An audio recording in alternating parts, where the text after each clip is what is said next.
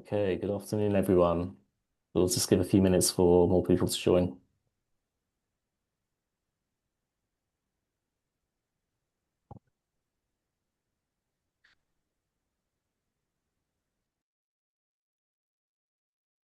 So you in Amsterdam today, Joe?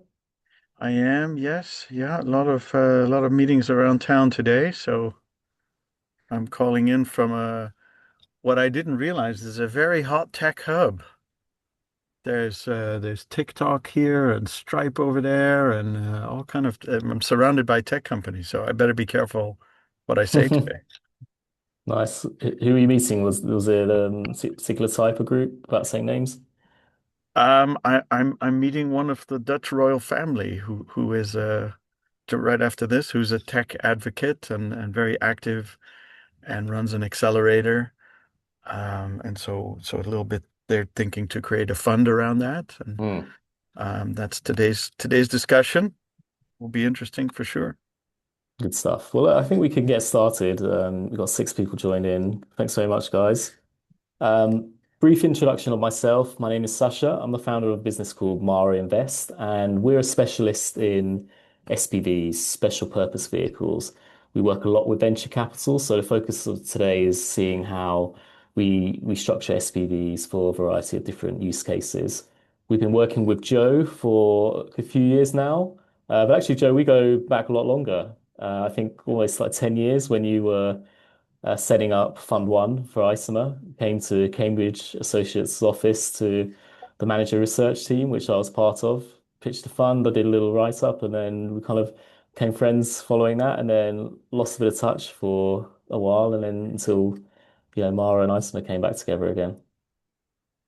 Yeah, well, it's been a fun ride in the markets together. I worked at Cambridge years before. I left Cambridge in 2000, what, 11, I believe. And so we didn't overlap, but yeah, and here we are now in multiple businesses together, which is really nice. Yeah, yeah, great. So I'm just going to share my screen, get some slides up. And by the way, everyone, please type some questions. We're going to make this interactive. I'll pause and ask some questions whoever writes them in the chat. So please do feel free to ask me anything, or ask Joe as well. He'll be here too.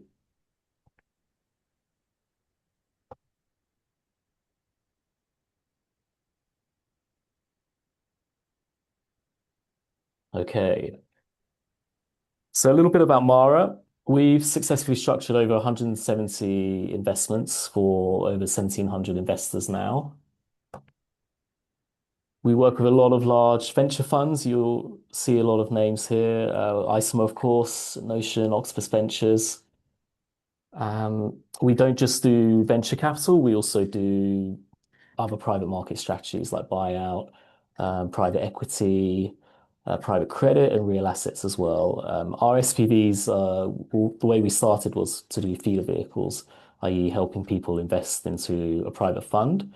But since we've been doing a lot of direct investment deals as well, we've held a broad range of securities from, equity, crypto tokens as well, private loans, even real assets as well.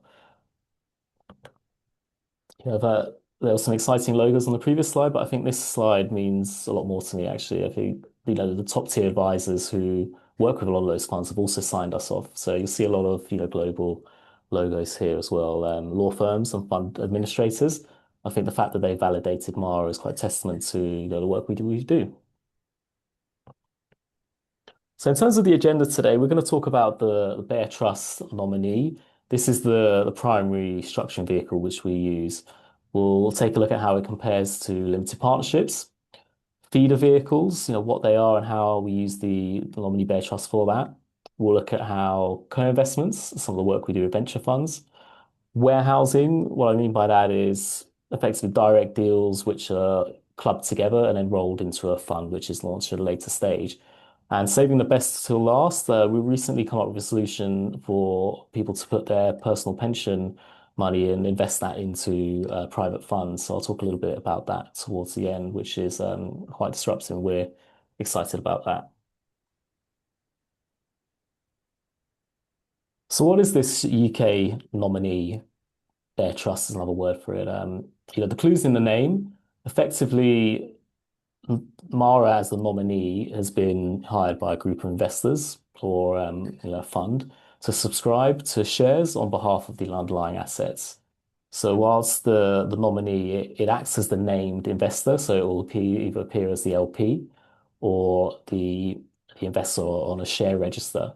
It's really just holding the legal title. It doesn't own the assets in an economic sense, and all gains, income, capital gains flow right through to investors. So it works really well as an aggregation tool and pretty light, efficient. And the reasons for that we'll talk a little bit later.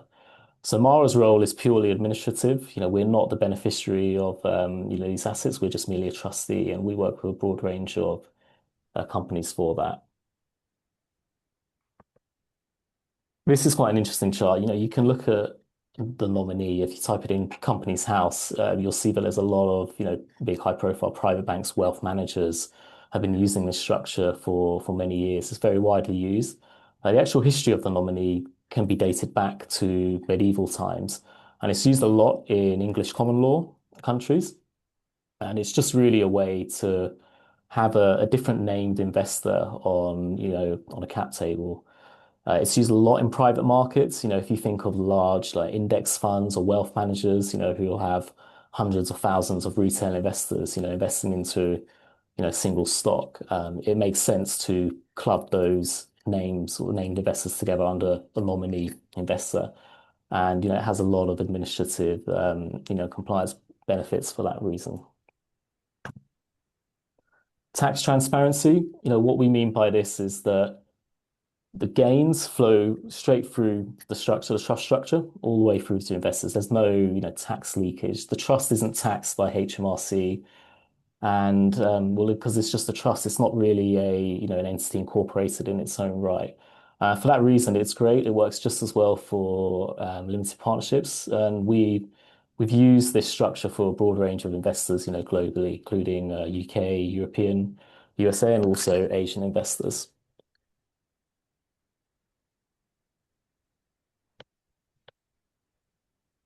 I think crucially, we like to, avoid regulation with this structure without, remaining compliant. And, the key reason how we do that is we're not providing any advice.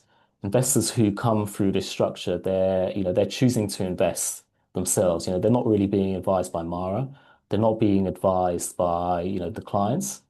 And, we're not organizing an investment mandate in any way. This is not that term discretion. There's no discretion. Investors are, formally approving the investment and they're, confirming the exit when it's brought to them. Brief comparison to partnership structures. Talks about the tax transparency. So limited partnerships are also, tax transparent. But limited partnerships, there's just a lot more administrative burden, costs involved with that. When a nominee, arrangement's set up, we don't need to tell the FCA, we don't need to tell Companies House, nor the Trust Registration Service. But with partnerships, you have to, file these on Companies House, for example. You need to disclose every partner under what's called like an LP6 filing. So it's not really good if you want to protect the identities of investors. You may have, some celebrities or people who just don't want their name, on Companies House. So the nominee is, it's a great way to, protect the identities of some, investors. For a lot of those reasons about not, for having to file with those bodies, the cost is super low, much lower. Partnerships, are much more complex. There's so much more bureaucracy there. And, when it comes to dissolving, a partnership, there's a lot of documentation that needs to be filed. But with the nominee, it's super, quick. You just have a, confirmation from investors about the assets winding down. Um, I guess one of the, the downsides with this nominee is that, investors have to, prove that, investment or that exit decision. With a partnership, you can structure these as, alternative investment fund or collective investment scheme. They're actually more useful for funds which are actively managed. So you often see, the private equity funds will be, managed by these structures, but, the nominee is a lot more suitable for deal by deal investing or some of the feeder structures which we, touched upon earlier. Very high level structure chart here. We often organize these nominee arrangements, as a syndicate. So it's a group of investors coming together. We appoint the clients, so it may be, Isomer, as a syndicate lead. Your investors are really, being introduced to the deal by that syndicate lead. Mara Invest from a regulatory standpoint is, we're arranging a transaction. So we do have regulatory permissions for that. It doesn't mean the nominee is a regulated structure. It just means that us, involved in putting that together is, we have the regulatory permissions for that. So you'll see here this body, Mara Nominees Limited. The investors are not investing in that entity as such. They don't become shareholders of it. But what they are doing is hiring, Mara in a trustee capacity to subscribe to a private asset to be held under the name of Mara. But crucially, the investors remain as the ultimate beneficial owners there. So that's a bit of high level how the arrangement works. So I'm going to talk a little bit about, feeder vehicles now. We've done a few feeder vehicles with Joe. Um, could you touch a bit about, why that was useful to you, Joe? The feeder vehicle, like why did you want to do that first? Yeah, of course. Well, I guess I founded Isomer Capital like a lot of VC firms and other private market firms start aiming to provide institutional access to the tech markets. So my target investors are institutions, endowments, foundations, pensions, professional family offices, and we have a large minimum ticket size to enter our funds. And that's partly because, as you pointed out already, the cost and administrative burden to run a partnership is great. So if you're doing that on a larger vehicle with larger tickets, that cost is low as a percentage. However, I'm sure everyone on the call had the same experience. Along the way, we had friends and family who were strong supporters of us, who wanted to invest, didn't have the capital to be an institution themselves, but wanted to join in what we were doing. We also had executives at entities. So, for example, you could have an institution join, but then the investment team may want to join as well. And so in our first fund back in 2015, we didn't have any way to open our investment activity to the smaller investor. And we just couldn't find a way. That was a different time. That was before Mara existed. And so the big job for us with the feeders is to allow in this group of investors they've been helpful to us in building our firm.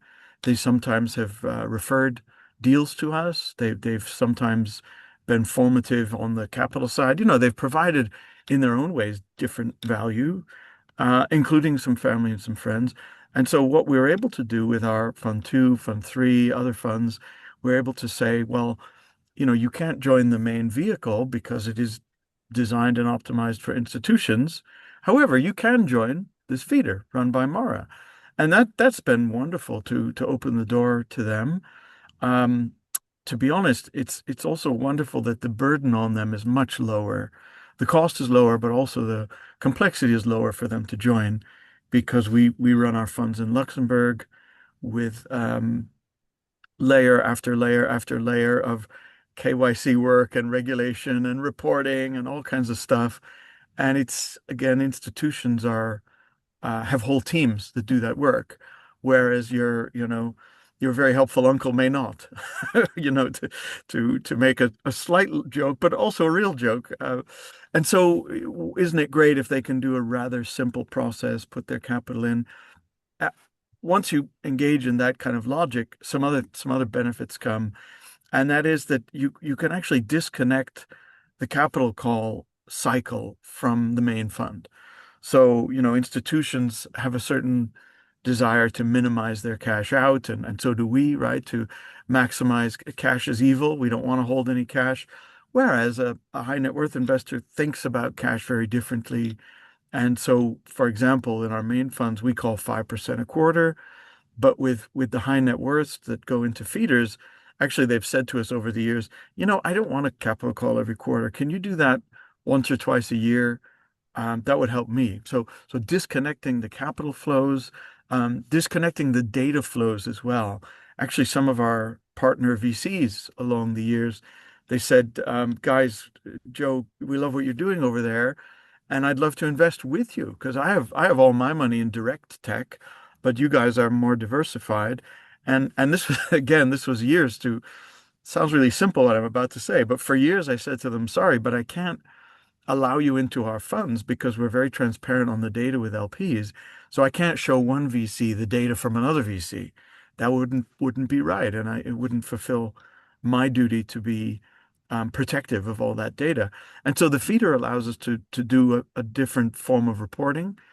The VC, one VC in particular, came back and said, "I'm not trying to be sneaky and get lots of data. I just like the exposure. I'd like to put some capital, my own capital, with you." So the feeder allows us to do that. To say, great, you're with us economically. Um, that's kind of good for lots of reasons. We're good partners together.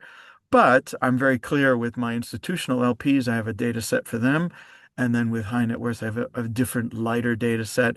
And I'm not causing any difficulties or conflicts with managing those two stakeholder groups. So that's quite a lot, but just a few lessons that have come out over the years. Yeah, thanks, Joe. And I guess in Luxembourg, a lot of funds are restricted to, the minimum commitment of, 100K. But with this structure, the nominee becomes that, 100K investor as well. And underneath, you can put investors invest in a small amount. So, it does go a long way in terms of just, making the fund a lot more accessible for some of those like smaller stakeholders, which you mentioned. And your fund, yeah, go ahead. I was just going to say, Yeah. you remind me. So we have some lawyers who've been doing work for us for a decade. And they're wonderful people, but they're exactly that group you mentioned. They said, "Boy, we've been working with you for so long. We really have a high confidence in what you're doing. We don't have a high amount of money we could invest." But you're exactly right, Sasha. So I'm really proud of that. That I could say, we're really happy with the work we do together, and I'm happy to let you invest with us. And I take that as a strong duty, right? I have a duty to all the friends and family, so I better be robust in my investment agenda and careful with it. But you're right; they could never invest in a Lux structure.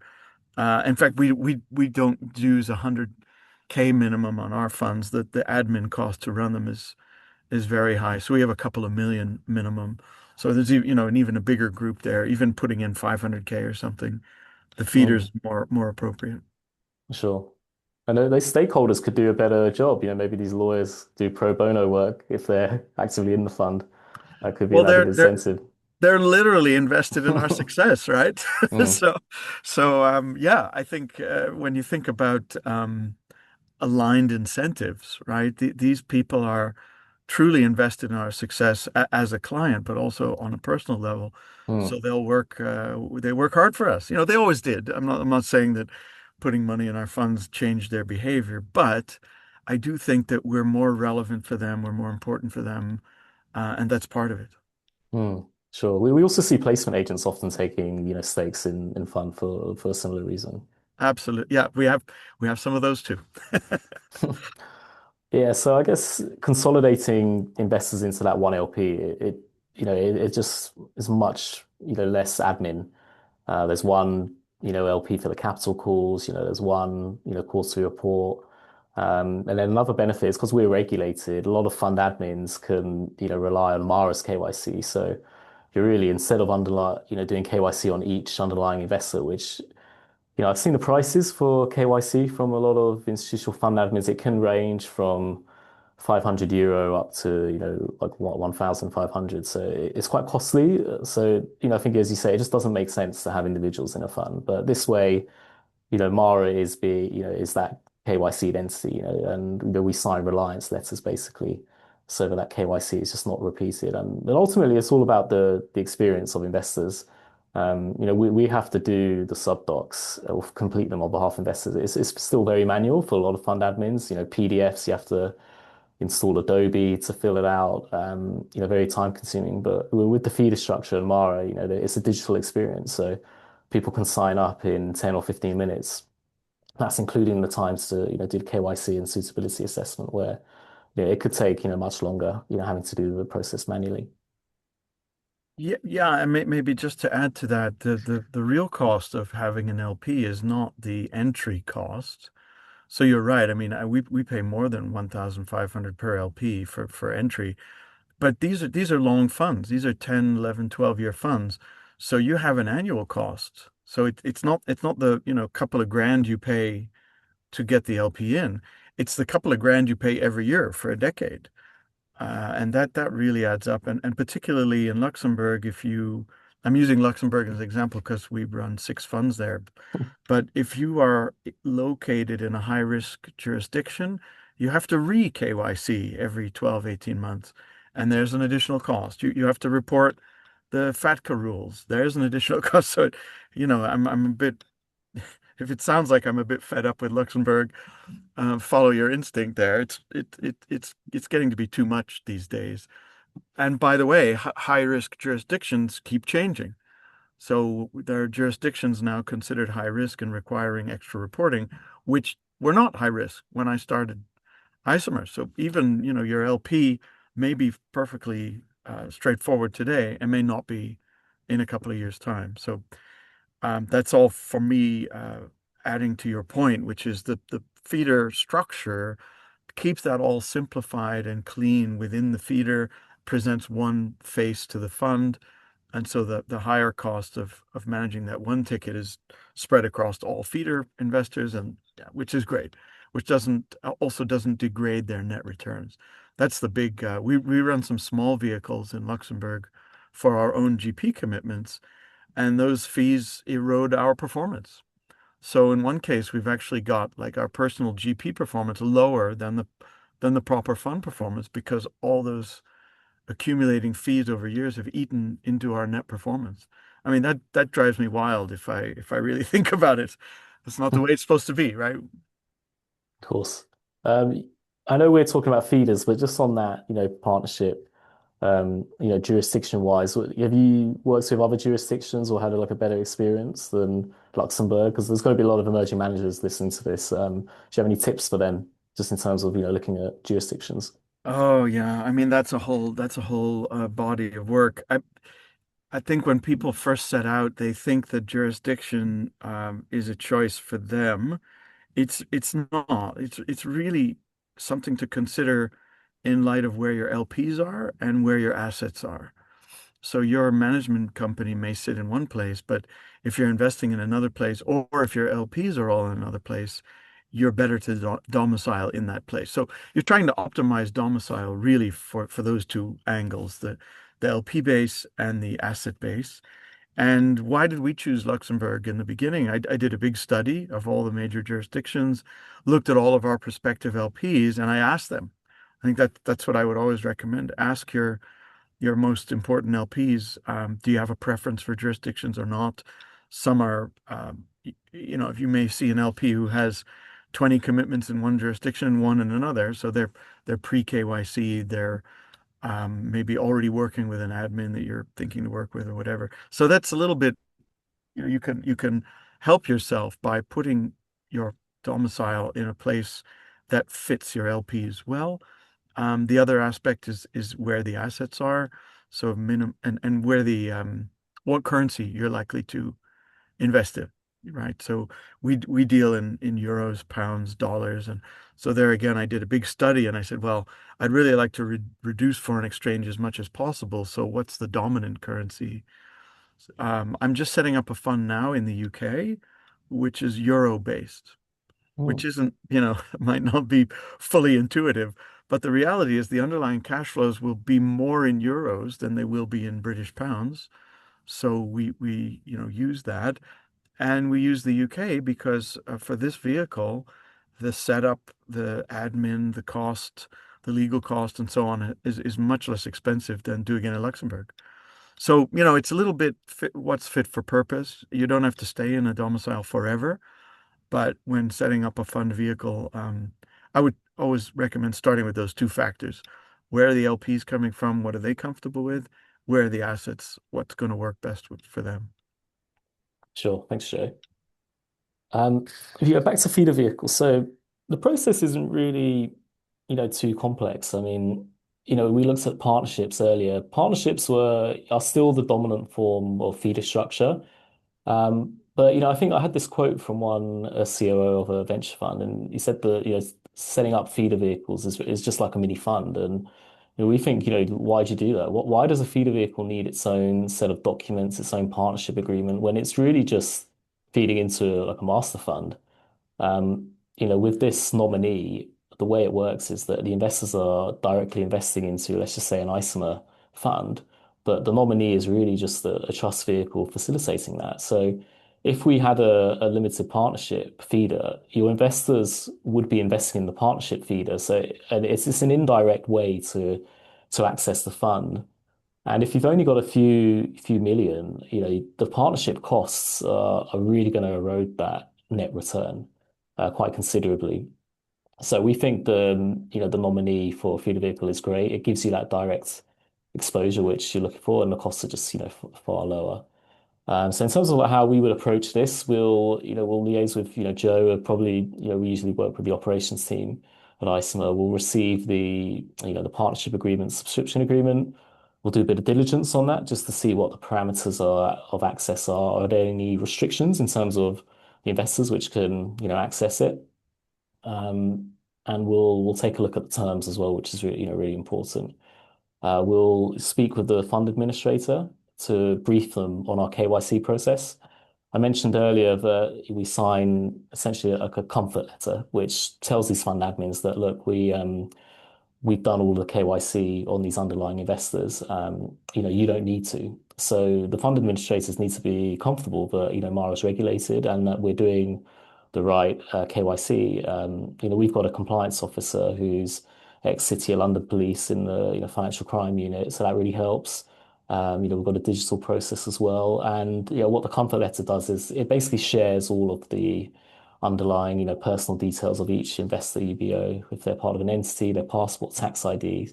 So, the fund admin has this on file, and, transparency is really key.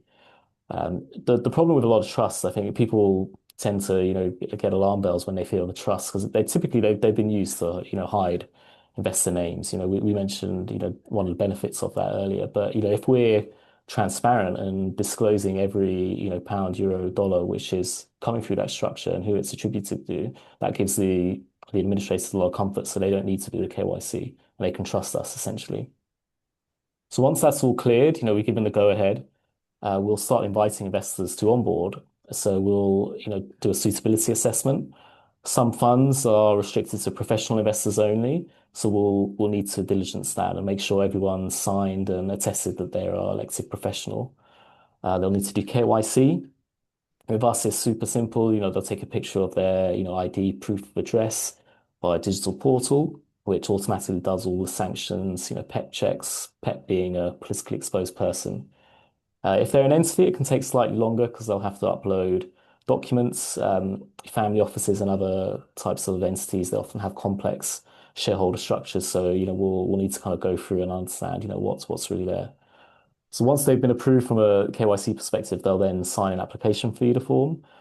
Um, Subscription documents for funds can be as much as like 120 pages. It's very long to complete. But our feeder vehicle application form is only, 9 pages. So it's just a much quicker process. And also, once investors have provided a lot of their personal details during the sign-up phase, this application form is essentially auto-populated for them. So they'll just need to simply sign. So once we have all of that in, we'll then confidently sign a subscription agreement, could be for the Isomer fund. And then we'll send that to the fund admin, get some feedback back, and then they'll countersign it. And that's the formal admission of, Mara into the fund. And then we'll then receive a capital call uh, for the feeder vehicle. And as Joe said, we can often tailor the capital call as well. Sometimes we'll call 100% of capital up front, but often it could be, 30% or, even just closely matched to what the fund's call schedule, whether it be 5% or not. Any comments on the smoothness of that with us, Joe? Did it go okay?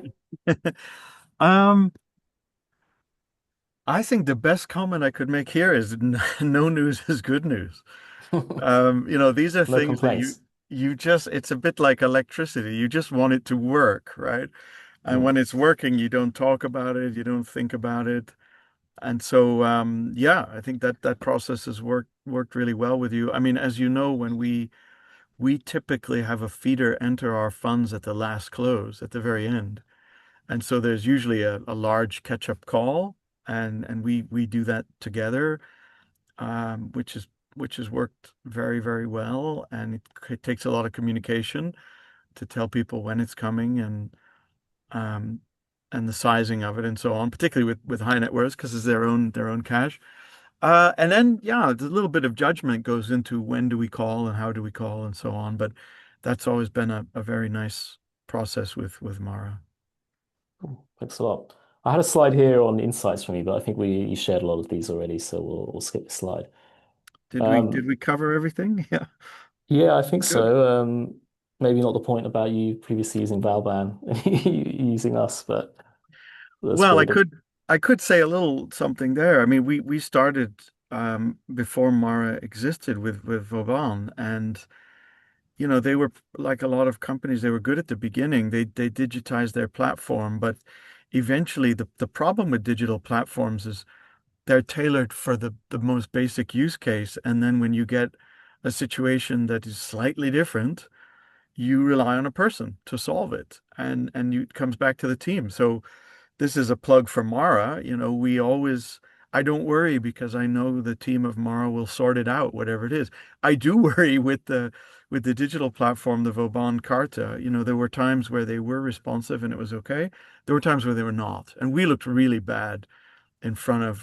There was one LP in particular who it was a um, institutional executive, but put some of his own money into a feeder, and the digital platform kind of messed it up in a big way, and didn't solve it for 6, 9 months.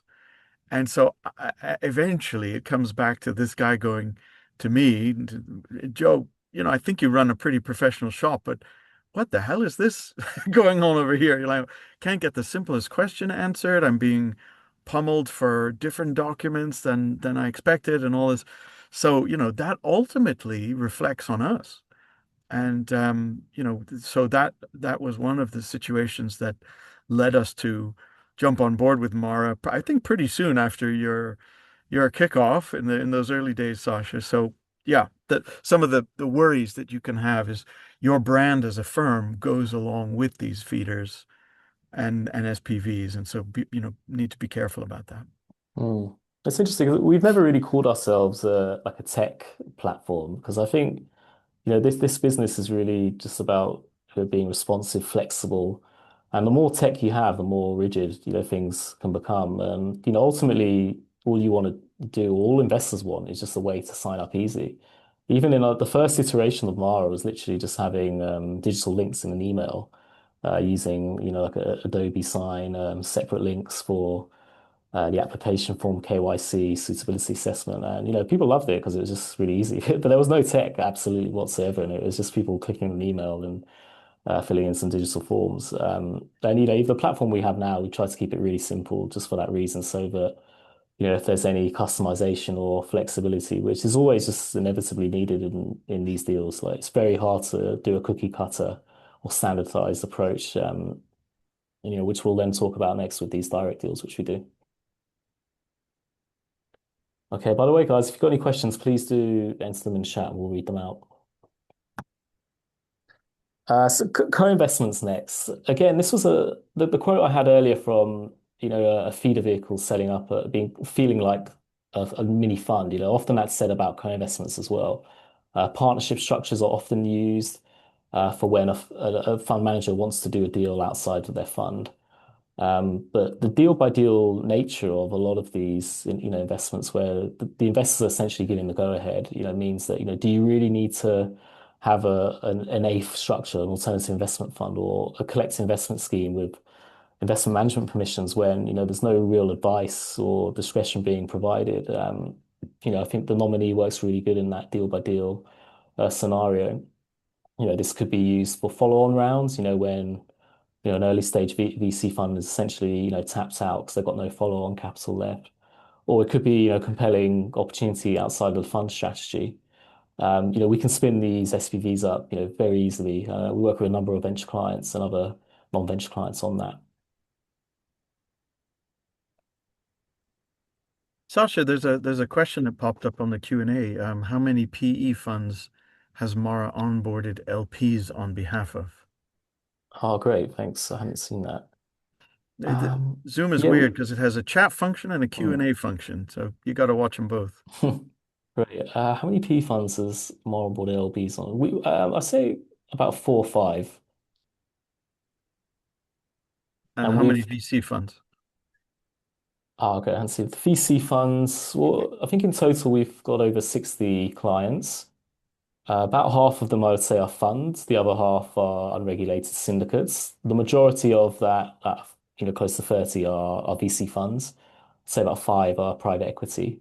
So we've used the nominee for both a feeder vehicle into private equity funds. We've also used it to actually buy out a company. Usually we use the nominee to do basically, minority, venture style investing, but we've used the nominee as a sort of acquisition buyout vehicle. We've also been, asked to use it for acquiring a football club as well, which is quite interesting. So the nominee can really do a lot of things. It can acquire, investors for a minority stake in a broad range of securities.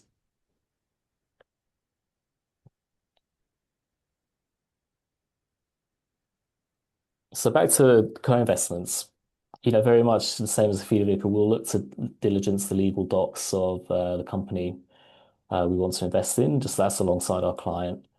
There's going to be terms which are set, for the SPV. It could be, fee rates, hold period, governance rules. This particularly attains to voting. The nominee is primarily it has control from the underlying investors, so a lot of decisions have to, be approved by them. But there's a clever way to get around that and have close to what would be like an advisory management mandate. And, how you do that is by, putting a power of attorney document where those investors effectively give you the authority to act on their behalf. This power of attorney has to be revocable though. That's how we keep it, unregulated. But that's, one clever way where we can, get the SVV to be a bit more actively managed than it otherwise would be. So once that's all set, we also have to do the suitability assessment and KYC for onboarding, the investors. Once that's done, investors sign the SPV application form, just like with the feeder. They'll transfer funds. And then, once the funds are in, we'll then sign the shareholders agreement or subscription agreement for that company and then transfer the funds to that company. So again, we've spun these up in a matter of days. The quickest we've done a co-investment deal, I think it's 3 business days for about 6 investors. And even onboarding with Mara, that client, I think we first spoke to them at the start of the week, and yeah, so I think all in all, from the first touch point with them, it was under a week. But in terms of them, giving the go ahead to work with us and setting the structure up, it took 3 business days. Any insights on co-investments, Joe? Yeah, well, I see co-investments from both sides of the table. We make co-investments alongside with our VC managers that we invest with. We also offer co-investments to our LPs. So we're kind of on, the giving and receiving end of co-investments. I mean, my personal preference is not to have an SPV, just to buy equity in companies. It's straight ahead. Auditors know what to do with it. Our name goes on the cap table. However, there's lots of reasons that doesn't work. When there are pro rata rights that can't be transferred, or when there are companies that are trying to manage their cap table very tightly, and so on. And so um, the first bullet there, if we join an SPV, we're doing so out of our institutional fund. So it needs to be professionally managed. It needs to provide reporting. It needs to be audited once a year. Sometimes early stage VCs think that SPVs are just kind of simple things you fire and forget. But in fact, the auditors are getting more and more stringent each year about what kind of data they want to see to support valuations. So in the old days, they kind of just took your valuation, and as long as it was sensible, fair enough. But these days, they really want to see, okay, why are you valuing it at cost? Is that still valid? Operationally, can you show us what's going on, and so on. So any SPV we join, the first thing we're kind of asking is, why does there need to be an SPV? And if there is a real need for it, um, how is it going to run? Who's going to run it? Can we be sure that's done professionally, that we have some kind of information rights, that we have audit traceability, and so on and so forth. Um, the second bullet is can't be a monetization vehicle. I don't like it when SPVs are purely to monetize for somebody. Typically, when we're joining a co-investment, we've already funded the fund that gave rise to this co-investment in the first place. But okay, and so on. There are other ways to do that. But the SPV's fairly straight ahead if you want to have say a 5 or 10% carry to the arranger of the SPV.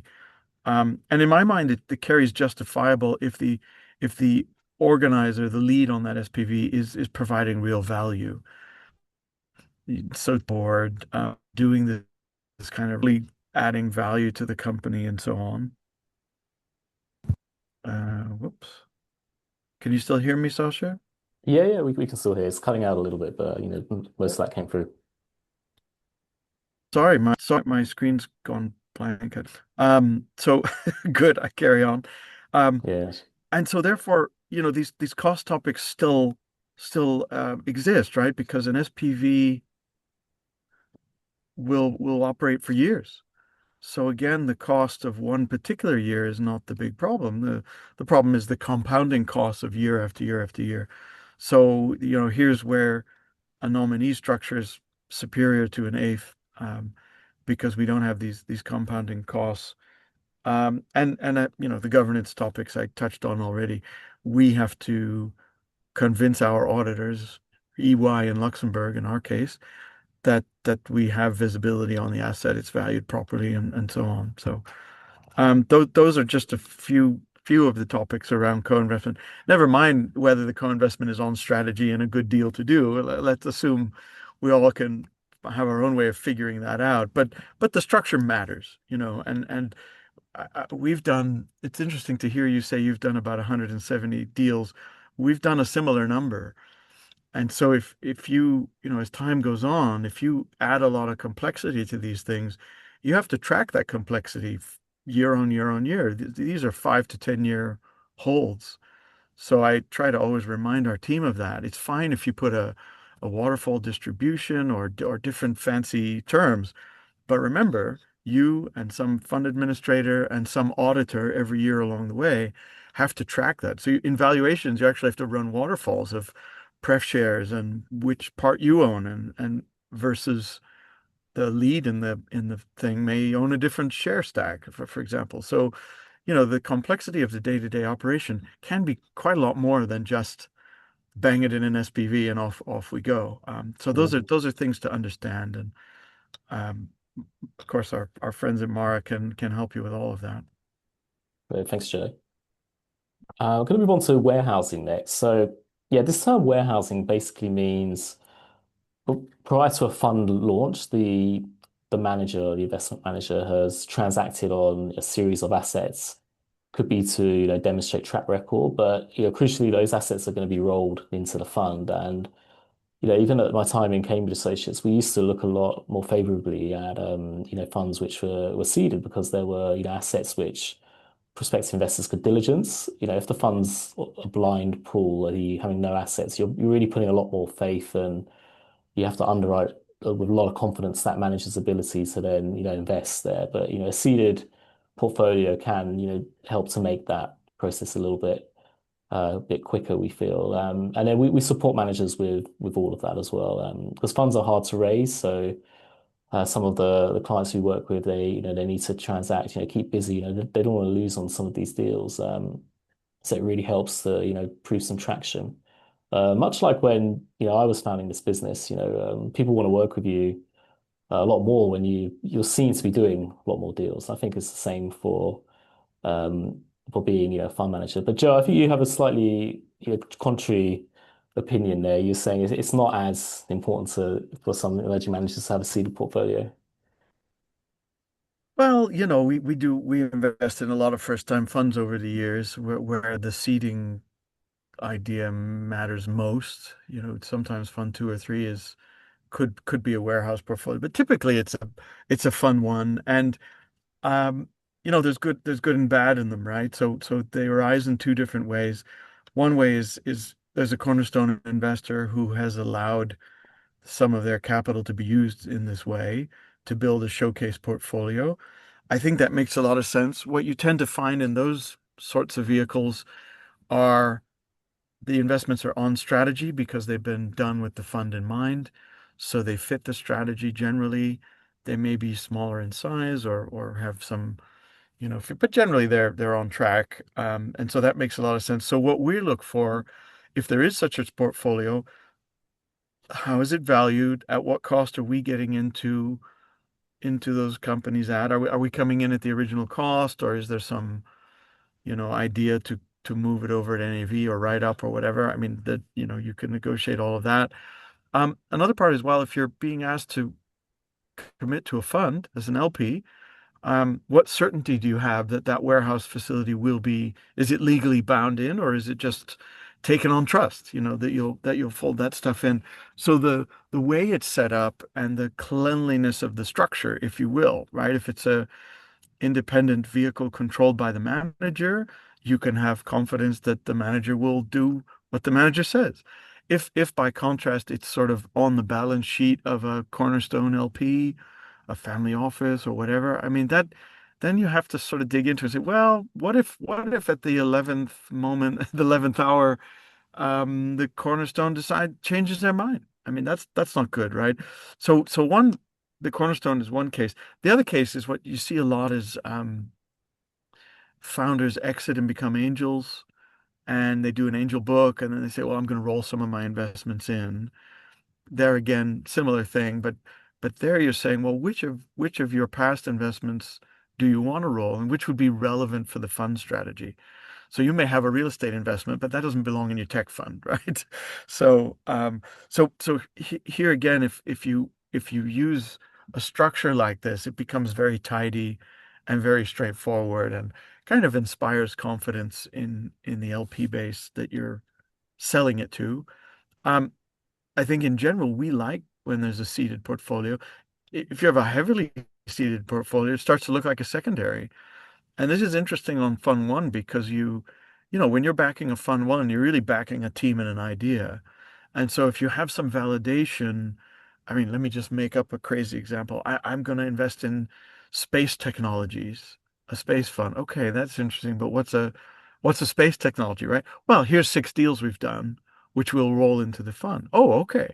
So then I can look at each of the 6 deals. I can see if they're on strategy. I can form a view if I agree that they're exciting investments, and so on.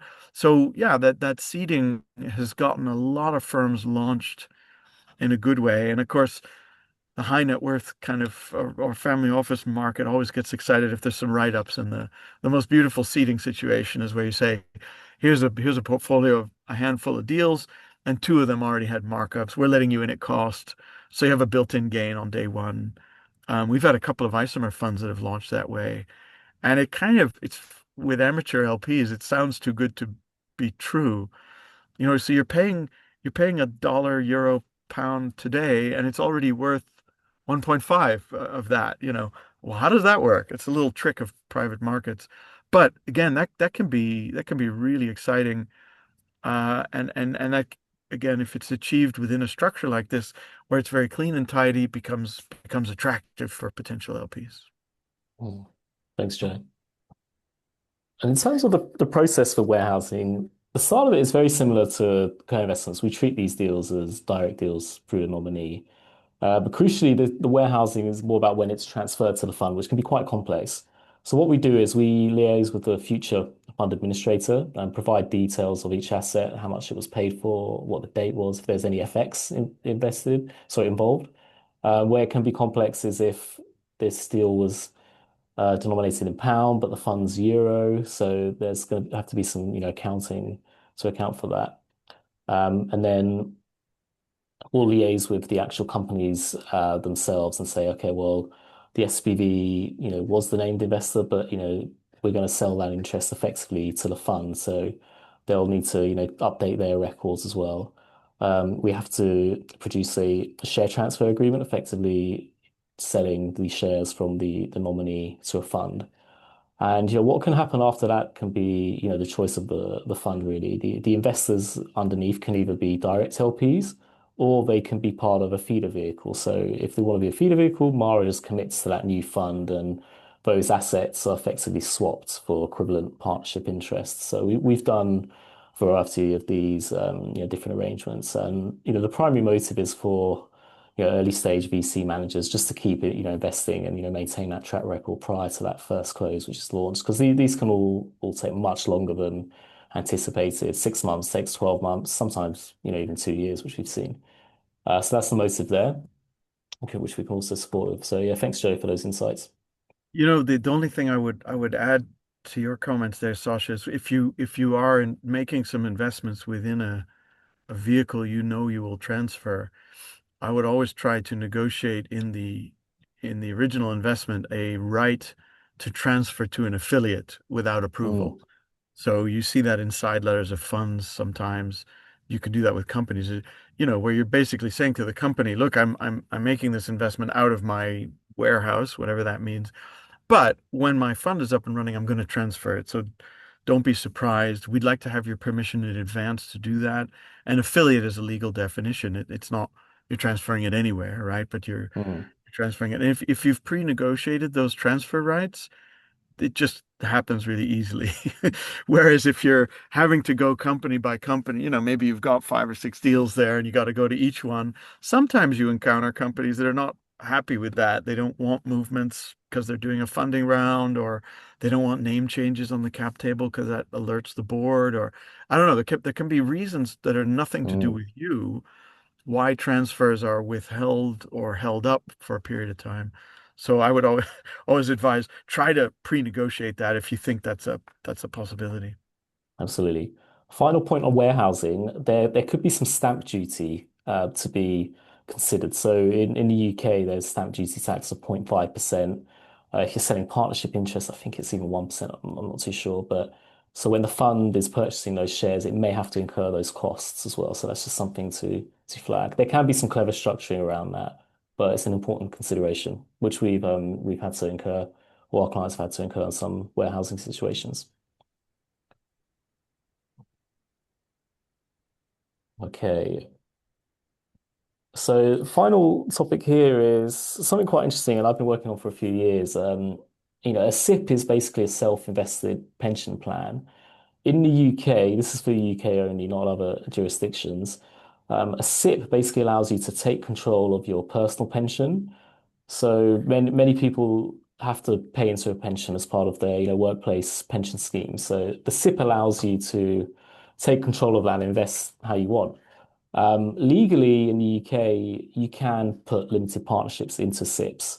The problem is there's very, very few administrators who want to do that, partly because regulation's stricter, there's more liability risk for private markets over, standard investments.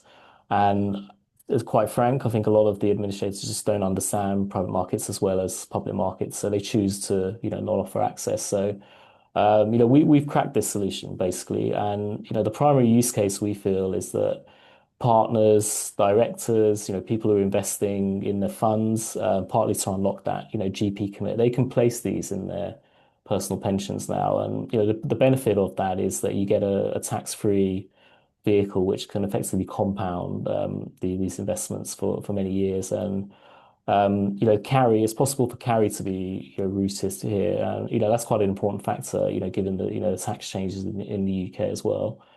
So definitely something to consider. If anyone is interested, we can support with that. But yeah, primary use case I think is, the teams of funds, wanting to invest in their own vehicle or co-investments as well. That's often a, big use case.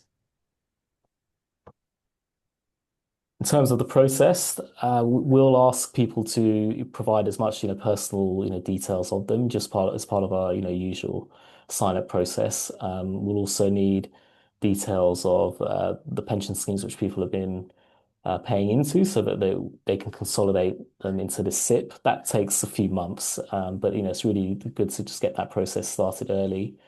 We'll need to know the salaries of people because there's some, tax rules just about how much you can contribute based on, how much salary you have.